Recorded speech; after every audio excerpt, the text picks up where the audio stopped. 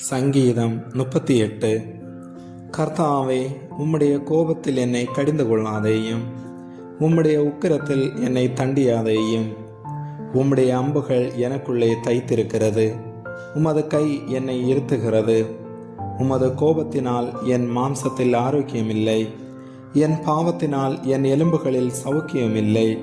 என் அக்கிரமங்கள் என் தலைக்கு மேலாக பெருகிட்டு, அவைகள் பார சுமையைப் போல என்னால் தாங்கக்கூடாத பாரமாயிற்று. என் மதிகேட்டு நிமித்தம் என் புண்கள் அழுகி நாற்றமெடுத்தது.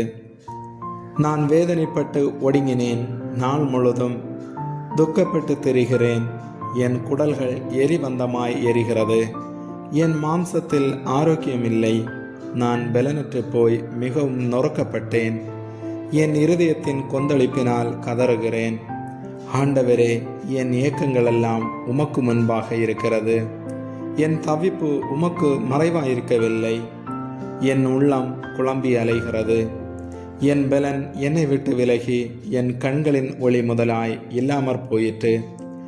என் சிநேகிதரும் என் தோழரும் என் வாதையைக் கண்டு விலகுகிறார்கள்.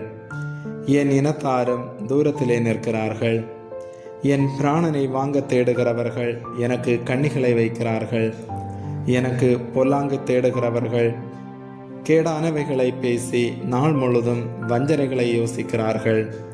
நானோ செவிடனைப் போல கேளாதவனாகவும் ஊமையனைப் போல வாய் திறவாதவனாகவும் இருக்கிறேன். காது கேளாதவனும் தன் வாயில் மறு உத்தரவுகள் இல்லாதவனுமாயிருக்கிற மனுஷனைப் போலானேன். கர்த்தாவே, உமக்கு காத்திருக்கிறேன். என் தேவனாகிய ஆண்டவரே, நீர் மறு உத்தரவு கொடுப்பீர். அவர்கள் என் நிமித்தம் சந்தோஷப்படாதபடிக்கு இப்படி சொன்னேன். என் கால் தவறும்போது என் மேல் பெருமை பாராட்டுவார்களே. நான் தடுமாறி விழ ஏதுவாயிருக்கிறேன்.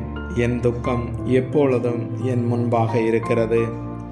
என் அக்கிரமத்தை நான் அறிக்கையிட்டு என் பாவத்து நிமித்தம் விசாரப்படுகிறேன்.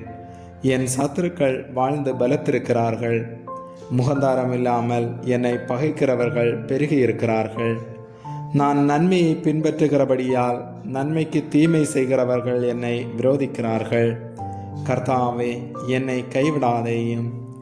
என் தேவனே, எனக்கு தூரமாயிராதேயும். என் இரட்சிப்பாகிய ஆண்டவரே, எனக்கு சகாயம் செய்ய தீவிரையும். ஆமேன்.